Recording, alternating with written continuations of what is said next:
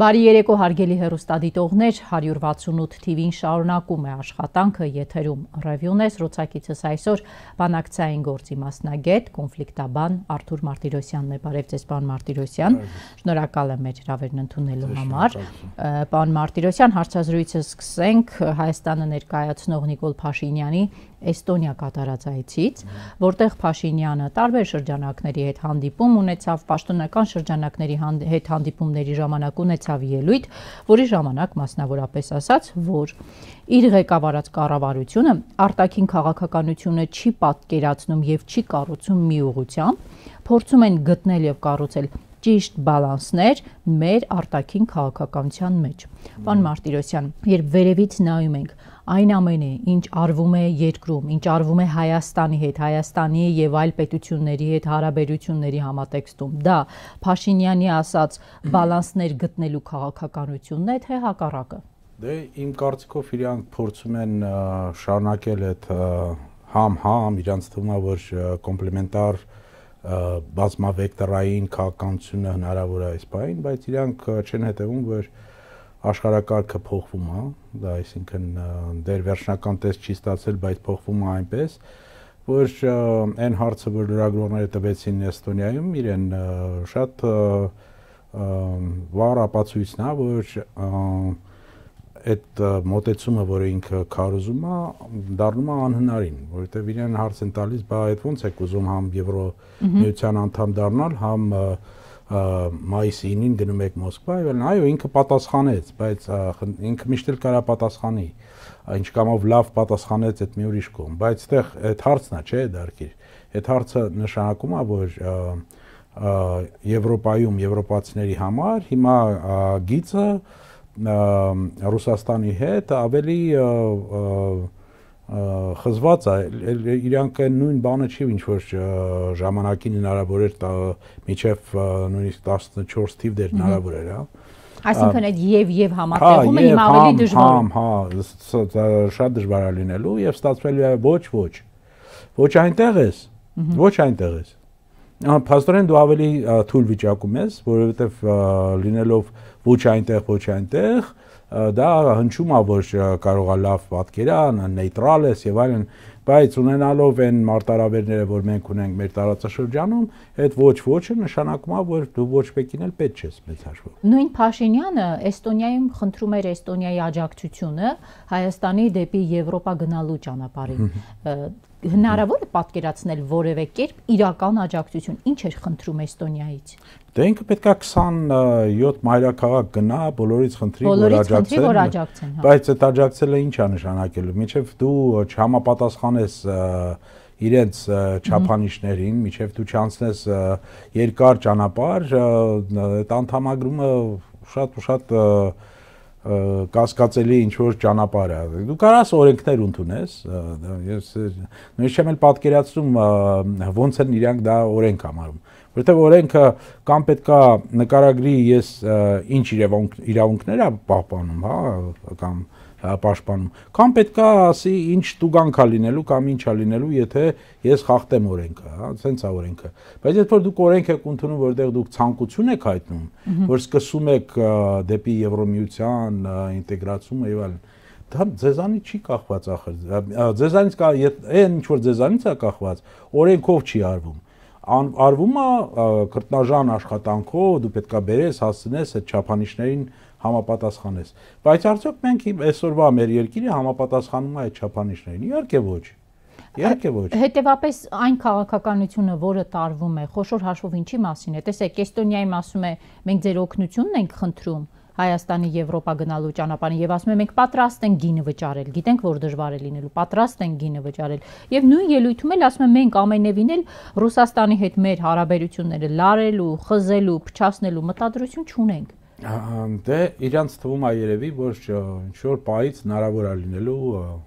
հայտնի բան կար, չէ, հոդված կար Վազգեն Մանուկյանի գնացքից թռնելու պահը, որ իրանք ճիշտ հաշվարկեն լինելու է, բայց ինձ թվում է, որ դա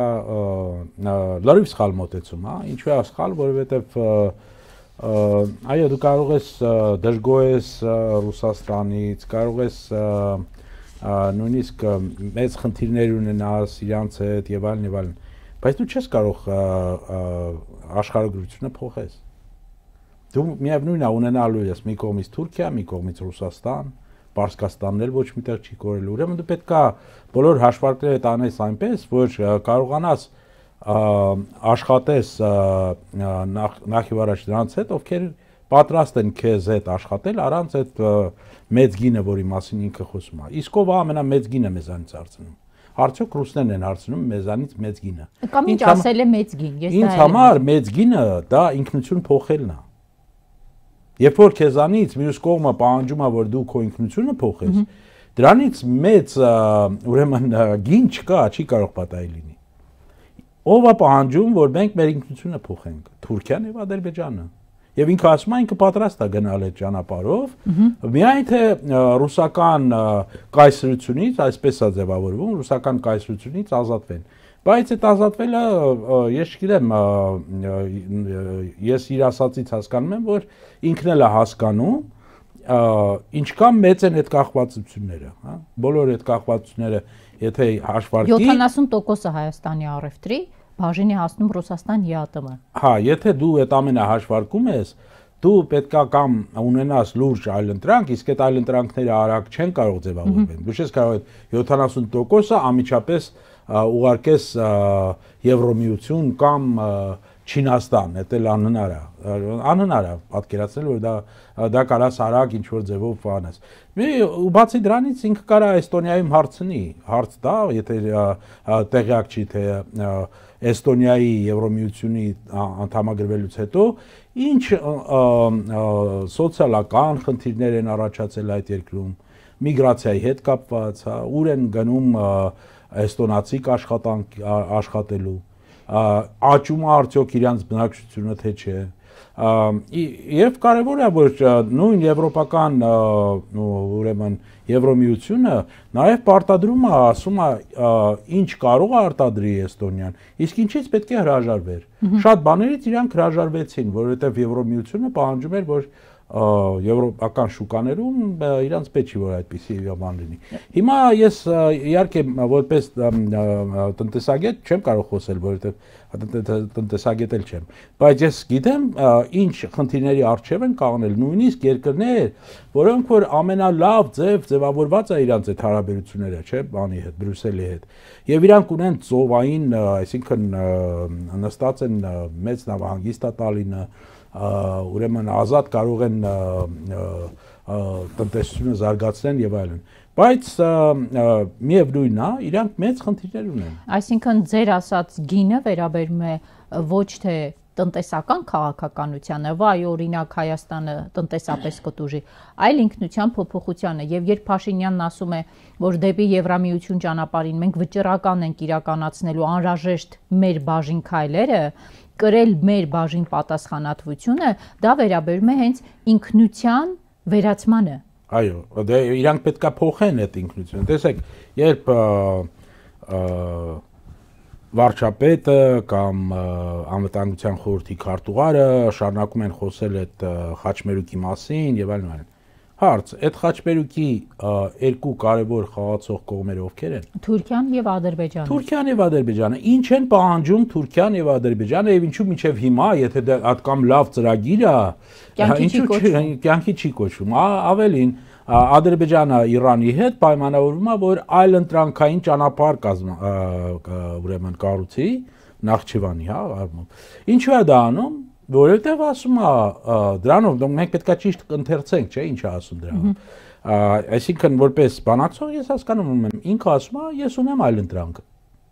Դու չես զարգանալու, որովհետև դու քո զարգացումը կապել ես, կախել ես մեր ուրեմն ցանկությունից։ Այսինքն մենք ցանկանանք, մենք ասենք ոչ մի բան էլ տեղի չի ունենալու ձեզ մոտ։ Եվ տենց էլ մնալու եք այդ տենց իզոլացված, փակված։ Հələ մի հատ էլ Ռուսաստանի հետ խզի հարաբերությունները տեսնենք ինչ անել։ Դրա համար Փաշինյանի ռազմավարությունը հետեւյալն է. ստանալ ամեն ինչ անել, ինքնությունը նաև փոխել, եթե պետք եղավ, համադրություն փոխել, ել ինչ անեմ, որ դուք փոխեք այդ ձեր մոտեցումը, որովհետև իրենց պատկերացմամբ, եթե Թուրքիան բացի ճանապարհները, իրենք ունենալու են ճանապարհ դեպի Եվրոպա։ Եվ Ռուսաստանին այլընտրանք են ունենալու տնտեսական առումով։ Այո, եւ ազատվելու են ի վերջո ռուսական կայսրությունից։ Ազատվելու են մի կայսրությունից, այսինքն, բայց ընկնելու են ամենամեծ կախվածության մեջ Թուրքիայից եւ Ադրբեջանից։ Եվ եթե այդ ամենը հասկանում են, ես համոզված եմ, որ Բաքվում հասկանում են։ Իրենց քայլերից ես տեսնում եմ, որ իրանք հասկանում են։ Իրենք հասկանում են, ինչ կամով դա քեզ համար կարևոր է։ Իսկ եթե դա քեզ համար այդքան կարևոր է, ուրեմն մենք պետք է ինչ անենք, մենք պետք է գինը բարձրացնենք։ Ինչի գինը, այդ պայմանագիր կնքելու գինը։ Իհարկե պետք է նոր զիջումներ, դու պետք է ապացուցես, ցույց տաս այն զիջումների գնաց, որ մենք միջև մենք չասենք, որ բավարար է, մենք հիմա կարանք արդեն իսկ երբ է իրանց համար բավարար լինելու, երբ որ իրենք փաստորեն Ալիևի պատկերացմամբ, պատերազմում պարտված կողմը պետք կապիտուլյացիայի վիճակում է հայտնվել, ուրեմն պետք է, եթե ոչ ակուպացվի ամբողջությամբ, բայց ինքը շատ հանգամ նույնիսկ զուգահեռներ անցկացնում, անտեղի զուգահեռներ անցկացնում Գերմանիայի հետ եւ այլն, դուք չպետք է ունենաք խոսք օրինակ բանակ։ Այսինքն դրանք տանում են դեպի Ալեքսանդրոպոլի պայմանագիր։ Ասում եք տանում են Ալեքսանդրոպոլի պայմանագիր։ Այո, իրանք ասում են, այդ լավ պայմանագիր էր, այդ ձևի Հայաստան, որը որ կբացի նաև ճանապարհները մեզ համար, որը թույլ կտա, որ ադրբեջանցիք վերադառնան եւ այլն եւ այլն։ Եվ կլինի 10000 քառակուսի կիլոմետրանոց։ Եվ կհրաժարվի ցեղասպանության այդ օրակարգում չի լինի։ Այդ այնց տարի մի անգամ կարող գնաք իբրև խոնարհվեք եւ այլն, բայց դրանից բացի էլ ոչ մի բան չի լինելու, ոչ մի պահանջատիրություն, ոչ մի բան չի լինելու։ Եթե դա չի նշանակում ինքնություն փոխելը, բայց ի՞նչն է նշանակում ինքնությունը փոխելը։ Իրանք փաստորեն ասում են, ձեր ինքնությունը վտանգավոր է մեզ համար։ Փոխեք ձեր ինքնությունը։ Փաշինյանը փոխում է հայ ինքնությունը, բայց պահում է 29700-ը։ Հնարավոր է թե ոչ։ Ինքը չի կարող փոխել հայ ինքնությունը։ Ինքը կարա փորձի դա անի, կոչելով դա կրթել։ Ինքը կարա ինչ ասես անի, բայց մենք տեսանք ինչ տեղացավ։ Ինքն էլ տեսավ ապրիլի 23-ին դա ինչ է նշանակում։ Որքան մարդ բարձրացավ Ծիծեռնակաբերդի բարձր։ Այո, անձրևն էլ չխանգարեց, ինչքան երիտասարդություն բարձրացավ, որովհետև դա դեր ազգի պուլսը դեր կա։ Դեր դիակ չի, որ ինքը ինչ ուզի անի։ Ազգի պուլսը դեր կա, այսինքն ազգային ինքնության պուլսը կա դեր։ Որովհետև ինքնությունը դա բացի լեզվից, ծեսերից եւ հավատքից եւ այլն, դա նաեւ ուրեմն զգացմունքային այդ փորձն է պատմական։ Եթե այդ զգացմունքային փորձը պատմական, դու ուրեմն կտրում ես այդ թելը, դու առաջի հերթին նաեւ կտրում ես թելը Սփյուռքի հետ, էդ էլ է Ադրբեջանի եւ Թուրքիայի ազգային անվտանգության ռազմավարության մեջ է մտնում հայկական Սփյուռքի պառակտումը։ Այո, պառակտել, որովհետև կմնա միայն այստեղ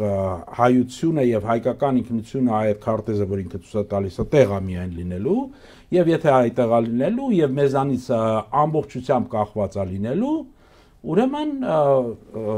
տնտեսականից անցնել քաղաքական բաներին, հա, հիմա իրանք դեռ քաղաքական հարցեր են դնում, որպեսզի ստանան նաև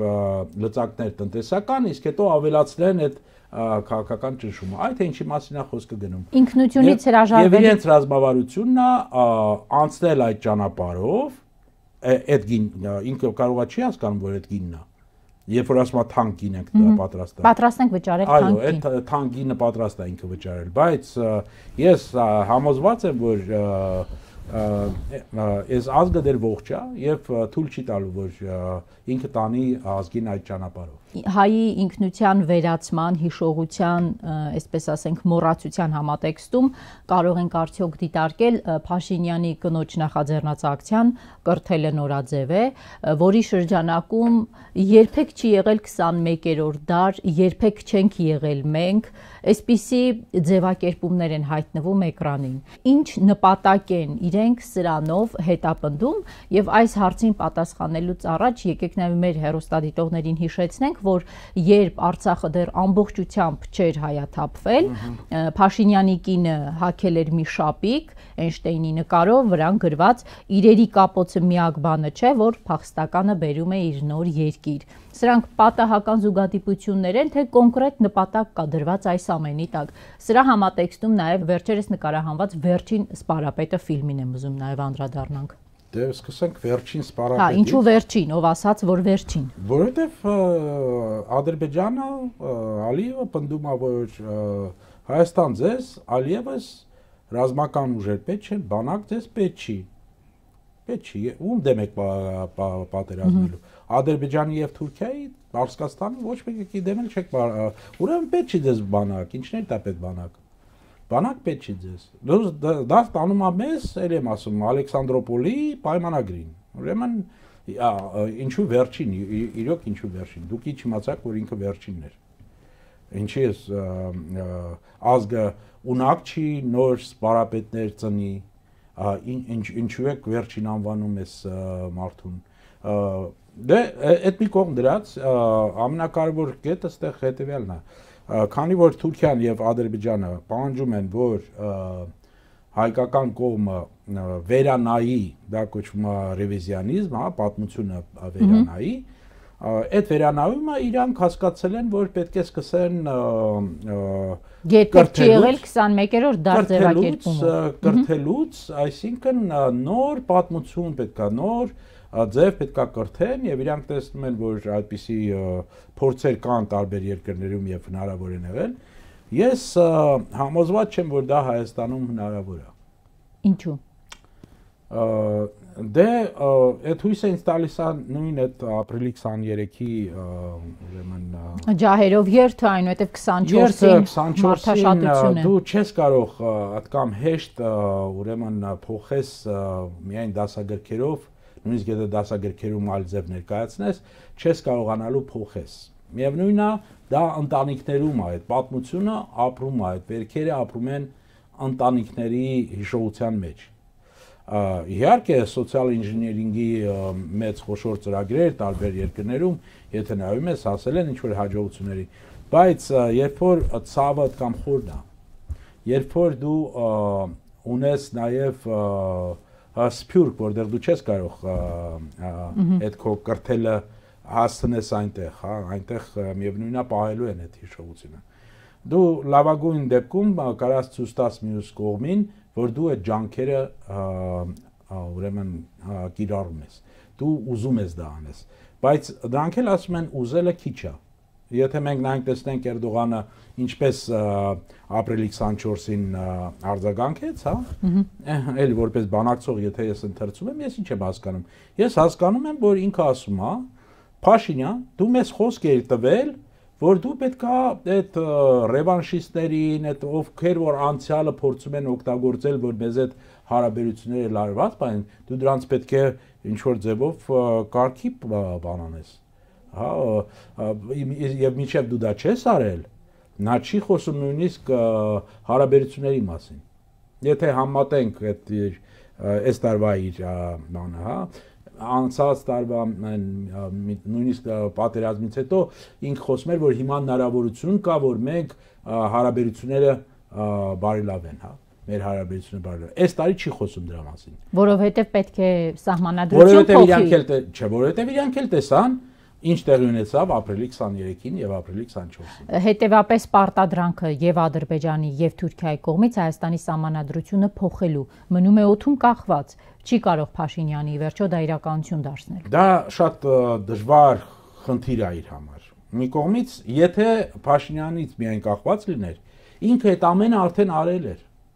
Ինքը ցեղասպանությունը ուզում եք մոռանանք, էս եք ուզում, ինչ ուզում եք ասեք անենք։ Մենակ թե տվեք մեզ, այդ մենք հանգիստ այստեղ ապրենք, ճանապարհը բացեք, որ մենք Եվրոպայի ուղղությամբ կարողանանք շարժվենք։ Այդ կամ գինը ես պատրաստ եմ տալ, բայց դա չի բավարարում ադրբեջանական եւ թուրքական կողմերին։ Նրանք ավելին են ուզում։ Դա պարզ է, չէ՞։ Եվ իրանք պահանջում են, որ ինքը համադրությունը փոխի, եւ ինքը համաձայնվում է փաստորեն զուգադիպություն խո չի, որ անդեղից ասում են համադրությունը փոխի, ինքն էլ ասում է համադրությունը փոխի։ Անդեղից ասում են ոչ մի հողում չպետք է լինի անկախության հռչակագրին։ Դու ասում ես նույն բառերով ասում ես, այդ ինչ կարող է տելեպաթիայով եք բան եղած։ Պարոն Մարտիրոսյան, հիմա համանդրությունը փոխելու պահանջը ըստ շատ քաղաքագետների ռումբ է Հայաստանի տակ դրված, որովհետև ժողովուրդը այո ասաց ռումբ է, ասաց ոչ, ռումբ է։ Ես չեմ պատկերացնում ինչպես պետք է այո ասեն։ Իր առաջի խնդիրը լինելու է 50% ապահովելը։ Նույնիսկ եթե ինքը փորձի ընտրությունների 26 թվականի ընտրությունների հետ կապի եւ նույն ժամանակ անցկացնի կամ ինչ-որ այդպիսի խաղեր, ես չեմ կարծում, որ ինքը կարող է դա շատ ռիսկային է իր համար, հա, որ դու հանրակրվեն հայտարարում ես, բայց չես ստանում պարտադիր կվորումը չկա։ Մեկ, երկրորդ հատման պատկերացնենք, որ եղել է այդպիսի կվորում, ինչ որ մի ձև ամբողջ իրանց admin ռեսուրսը դնելով, բոլորին պարտադրելով եւ այլն բերել են, լցրել են եւ 50%-ից մի քիչ ավել եւ նույնիսկ ասենք թե առաջի սցենարով կողմ չեն քվեարկել։ Դա ավելի վատ է, որովհետեւ դու այդ դեպքում փաստորեն տալիս ես ուրեմն Ադրբեջանի հնարավորություն ասել, որ դե տեսեք Ռուսաստան, Թրամփ, Եվրոպա, տեսեք այս հայերը պահանջում են մեր տարածքները։ Իրանք ոնց որ դաշ չեն քաղել, նորից պահանջում են մեր տարածքները, բա ինչ մենք անենք, որ մենք էլ պետքա պաշտպանվենք դրա դեմ։ Այսինքն դա պատերազմի իրավունք է տալու Ալիևին։ Դեն չի որ իրանց իրավունք է պետք դրա համար։ Առիթ պատրվակ։ Բայց պատրվակ, մի բան էլ ավելացնեն իրանց այդ բանի մեջ, որ ահա տեսեք, որ չի ստացվում Հայաստանի հետ, որովհետև այսպիսի նավիճակը։ Իսկ պատկերացրենք, որ բնակչությունը քվեարկումը ասում է այո, բայց թվով միևնույնն է դա ցածր է։ Դա ցածր է, որովհետև ինքը ասում է, որ այ հիմա մենք պետք է ունենանք սահմանադրություն, որը ամբողջ բնակչությունն է ընդունել։ Բայց ով ասեց, որ 50% կամ 50-ից մի փոքր ավել, իսկ ընդեղ էլ եթե վերցնենք գոնե 75%-ով անցածը, դա փաստորեն ստացվում է մոտ 30-ից մի քիչ ավել տոկոսն է, հա, դրողների քվեարկել այդ սահմանադրությանը։ Իսկ ով ասեց, որ այդ սահմանադրությունը լեգիտիմ է, նույնիսկ եթե համապատասխանում է լեգալ առումով, համապատասխանում է սահմանադրությանը, գործող սահմանադրությանը։ Ով ասեց, որ լեգիտիմ է, երբ որ 30%-ը ասում է, որ ուզում են փոխեն սահմանադրությունը։ Ժողովրդավարությունը նշանակում է մեծամասնությունը։ Դա չի կարող ունենալ, բայց ունի հակափաստարկը, չէ՞, ինքը անընդհատ հակափաստարկներ է բերում։ Չգնացինք սահմանադրության փոփոխության, չենք ունենում խաղաղության պայմանագիր։ Դե չենք ունենում, Իրանը պետք է սահմանադրության պայմանագիրը ոնց որ խաղաղության պայմանագիրը, որովհետև ինքը համոզել է ինքը իրեն, չնայած լինում է պահեր, ես ճիշտ ասած ուզեմ բաներ, որ սա սկիզոֆրենիայի նույնիսկ նշանները։ Ինքը ասում է, որ այ պայմանագիրը որ եղավ, ուրեմն կլինի խաղաղություն, բայց լինում են պահեր, երբ որ ինքը ասում է, որ դե պայմանագիրն էլ որ եղավ, ես չեմ կարող երաշխավորել, որ կլինի խաղաղություն։ Հա, բոլորը գիտեն, որ փաստաթղթով խո չի ամրագրվում։ Այսինքն ինքը բաց է թողում տարածքային զիջում անելու դուռը։ Պետք եղավ Սյունիքից, պետք եղավ Սևանի հատվածից։ Աշխարհակարգը դեռ չի ձևակերպվել, վերջական տեսք դեռ չի ստացել։ Դու գնում ես ինչ-որ քայլերի հույս ունենալով, որ այդ պայմանագիրը, որի դու տարար ինչ-որ մի հաստատությունը, ինստիտուտը միջազգային, ասելու են, ահա, տեսեք, հայերը ճիշտ են, սա խախտում է պայմանագրի խախտում է, բայց այդպիսի բան չկա այսօր չկա այդպիսի բան, որ մի ուրեմն պայմանագիրն է, որ այդպիսի ձևով կարող է բան եղնի, հա, ասենք խախտումի դեպքում մենք տանելու ենք դա ՄԱԿ-ի Ուր անվտանգության խորհուրդ է ստանալու, ուր է ստանալու։ Ալիևը որևէ խորհրդի, որևէ դատարանի որոշման չել ենթարկվում։ Հենց դա, ուրեմն միակ ձևը, որ դու կարաս իրան զսպես,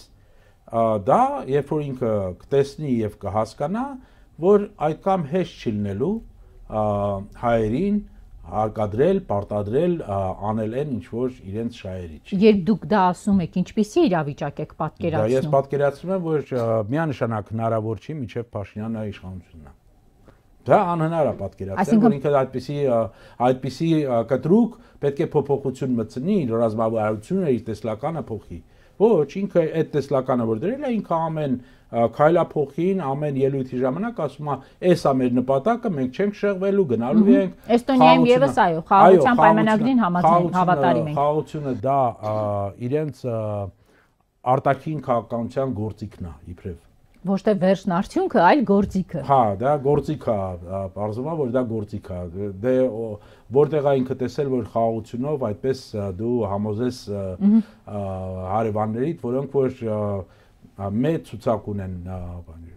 ավելին ասեմ, ասիական բանակցային ուրեմն մշակույթը, եթե ուսումնասիրում ենք եւ հետեւում ենք,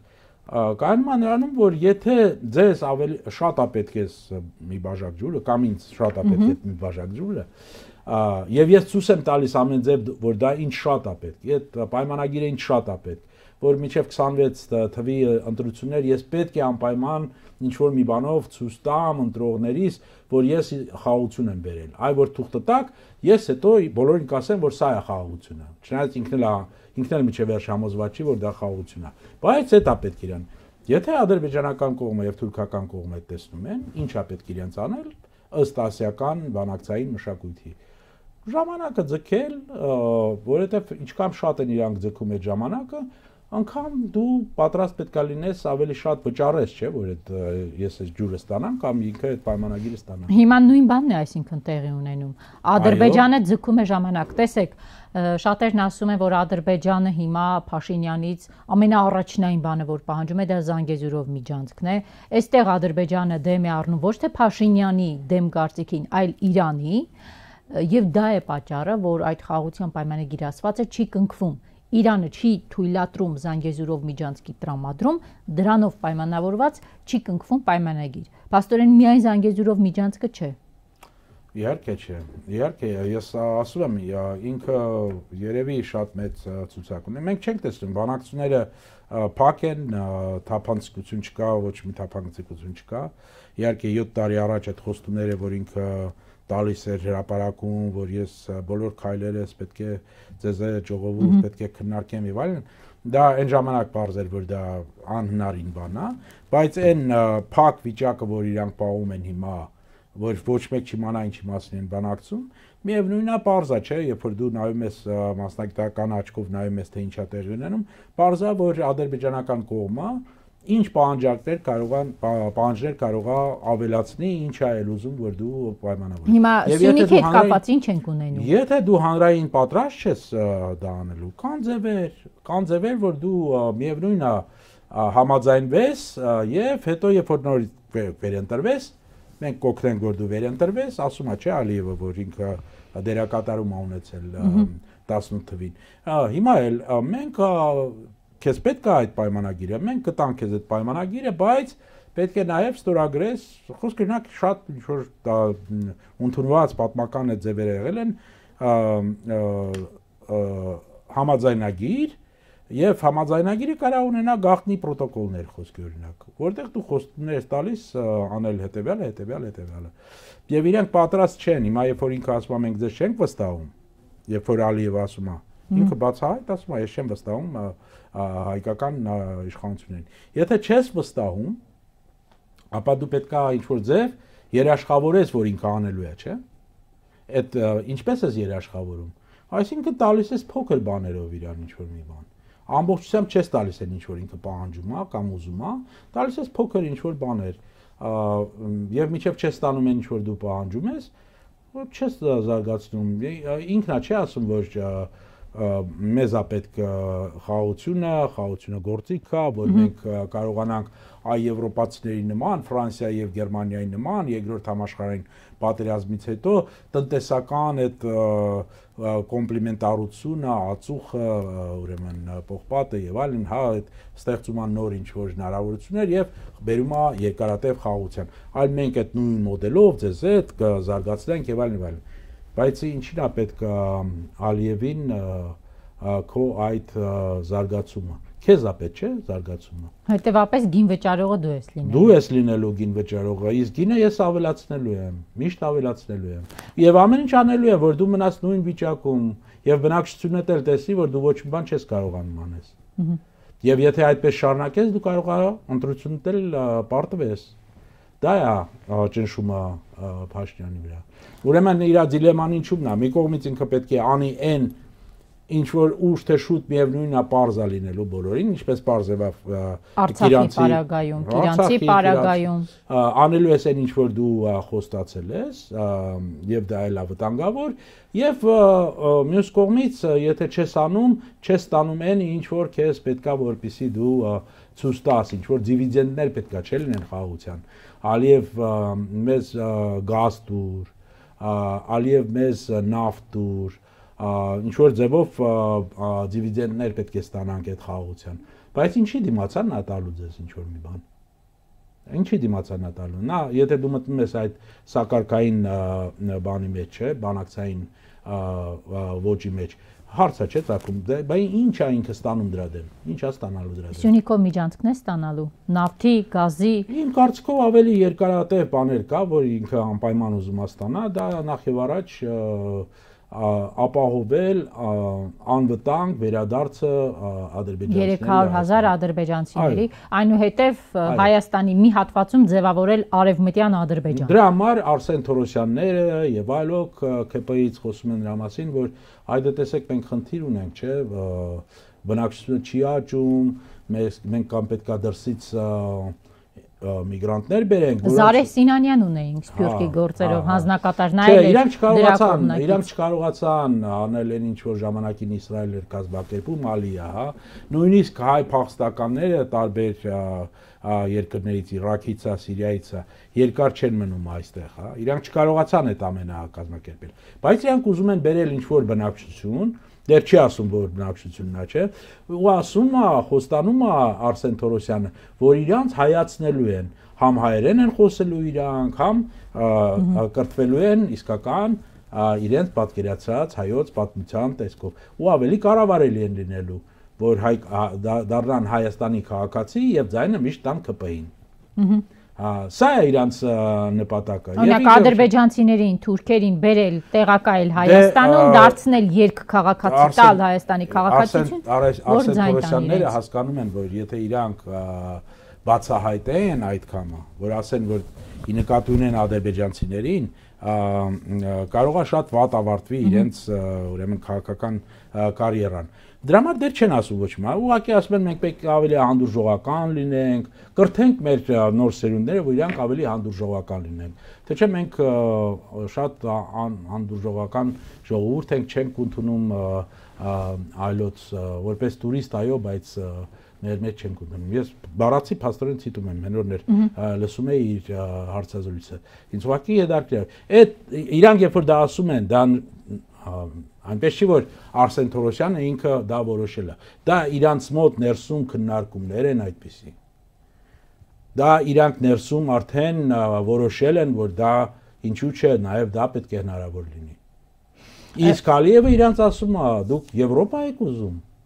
Դուք ուզում եք ասեք, որ դուք ժողովրդավարություն եք։ Եթե դա այդպես է, ուրեմն այո, 330,000 ադրբեջանցի, որոնք որ ասում են մենք այդ տարածքից ենք, ուրեմն պետք է վերադառնան։ Փորձարկելու են, եթե ժողովրդավար ես, ուրեմն թող գան ապրեն Հայաստանում։ Էլ եմ ասում, խնդիրը միակ խնդիրը, որ Փաշինյանը ունի, ինքը չի կարողանում ներսում դեր ժողովրդի հետ բանակցի։ Ինքը ասում է, որ ժողովրդից մանդատ ունի, ով է իրան ինչ մանդատ են տվել 21 տվին, երբ ինքը ասում, որ այդպիսի խոստումներ տալիս, բոլոր խոստումները որ տվել էր չի իրականացրել, նույնիսկ 21 տվին։ Ես սոցիոլոգիական հարցումներ ընդամենը 10-11%-անոց վարկանիշը դրա մասին են, որ ինչ խոստացել չի արել։ Դե մենք տեսանք Գյումրիում, դա admin ռեսուրսն է, բազմապատկված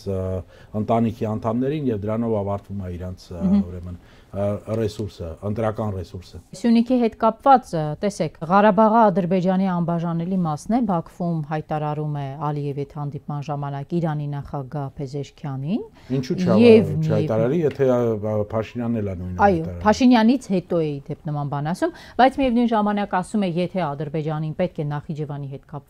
կապվելու ճանապարհ, Իրանը իր տարածքով պատրաստ է դա։ Հայաստանում կա քննարկում, որ Փեզեշքյանին Ալիևի մոտ հերթական անգամ պնդեց, որ Զանգեզուրով միջանցքի բացում թույլ չեն տալու։ Կկանխեն ի վերջո այս հայտարարությունները դիվանագիտական դաշտում Սյունիքի նկատմամբ որևէ տեսակի ոտնձգություն, թե ոչ։